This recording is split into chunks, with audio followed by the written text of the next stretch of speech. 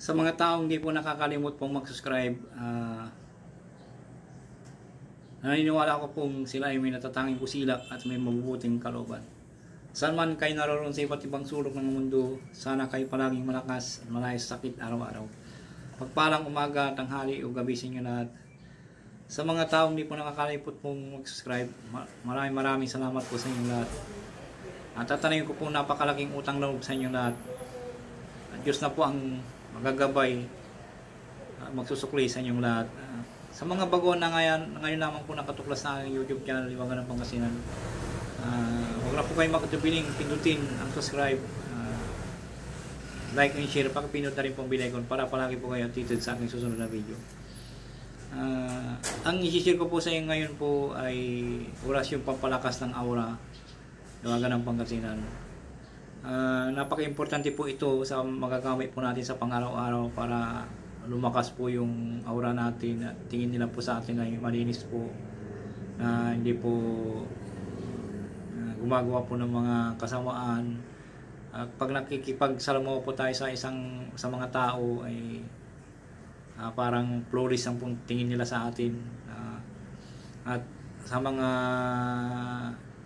bad spirit po na hindi po dadapo sa atin pag lumalakas po yung aura po natin, parang nasisilaw po sila. At sa pag gumagamit po tayo ng nito, pwede ka po rin pong gamitin mo sa tindahan, sa mga negosyo mo para maakit mo sila sa pamamagitan ng pampalakas ng aura nito. Sa mga naniniwala lang po, sa mga hindi po naniniwala, skip na lang po.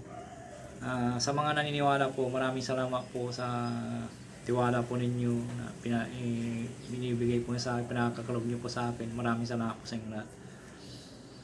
Ito po ay dinadasal po ng isang ama namin, luwalhati, at inuusal po sa isip lamang po sa dibdib at ng pakros sa tubig inumin, o sa isang timbang paligo 3 beses po. Narito po ang dasal po ng yung mga hindi po wala pong poder, dapat po magdasal po kayo ng ama namin, luwalhati. Pero yung mga may nagpo-poder po, kahit direkta nyo na po at iipon nyo sa tubig,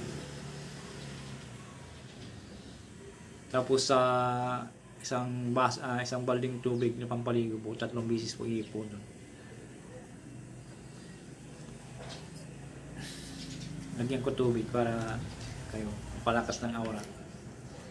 Kahit lagyan nyo pala konti lang po, wag pong marami para hindi po kayo mabusog. Mabubusog kayo naman sa gabay ng Diyos na makapangyarihan sa lahat. Tapos pagkatapos nyo iipo sa kalating basong tubig ng pakros at iipon nyo sa pampaligo po ninyo kung maliligo po kayo, narito po ang dasal po. Ama namin na sa langit ka, sambahin ang pangalan mo, ikaw na ang manghari sa amin. Sundin nawa ang iyong kalooban mo dito sa lupa tulad sa langit. Bigyan mo po kami ng pagkain kailangan namin sa araw na ito. Patawarin mo po kami sa aming mga kasalanan, tulad papatawad namin sama ng kasala sa amin, na huwag mo kaming iharap na may pagsubok, kundi ilayo mo kami sa masama, sapagkat iyo ang kariyan, ng kapangyarihan at kapurihan makakain naman namin. Luwalhati sa Ama at Anak at ang Espiritu Santo, kapara ng unang-una, ngayon pakailaman at magpasawalang hanggan. Amen. Ito po ay inuusal po sa isip lamang po. Narito pang orasyon.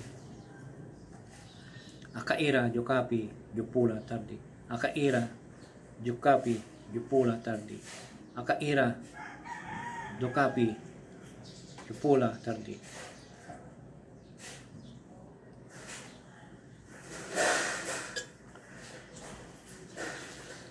At ipo sa dibdib po, bago po nyo ipo sa tubig, ipo nyo sa dibdib po ng pakros. Tapos kung maliligo po kayo, usarin nyo po ulit at ipo nyo sa isang timbang tubig. Kung 2 timba po ibubuga po, ikukan po, iipo. At sana po palagi kayong mag-subscribe. Sana po pakitulong po sa Hiwaga ng Pangasinan Marami po ako ibabagi sa inyo na napaka-importante po. At shoutout po sa inyong lahat. Shoutout po sa inyong lahat. Sa mga taong hindi po nakakalimutan mag-subscribe, shoutout po sa inyong lahat. Narito po ang orasyon. Akaira, jo kapi, jo pula tardi. Narito po ang orasyon. Pampalakas ng aura. At iba pa.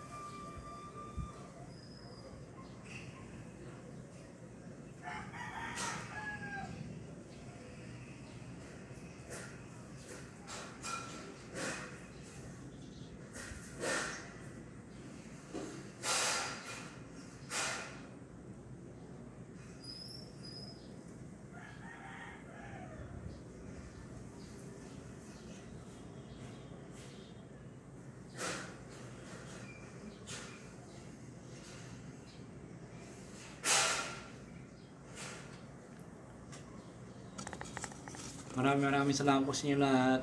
Sana po huwag po kayo makalimot pong mag-subscribe. Pakitulong po. Maraming salamat po. Iwagan ng Pangasinan.